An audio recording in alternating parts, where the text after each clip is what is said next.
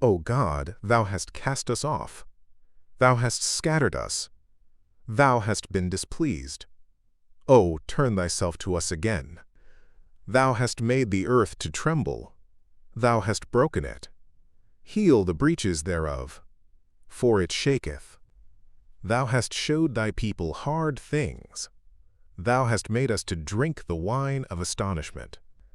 Thou hast given a banner to them that fear thee, that it may be displayed because of the truth, that thy beloved may be delivered. Save with thy right hand, and hear me. God hath spoken in his holiness. I will rejoice. I will divide Shechem, and mete out the valley of Succoth. Gilead is mine, and Manasseh is mine.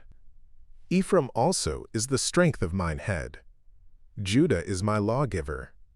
Moab is my washpot. Over Edom will I cast out my shoe. Philistia, triumph thou because of me. Who will bring me into the strong city? Who will lead me into Edom? Wilt not thou, O God, which hadst cast us off? And thou, O God, which didst not go out with our armies? Give us help from trouble. For vain is the help of man. Through God we shall do valiantly. For he it is that shall tread down our enemies.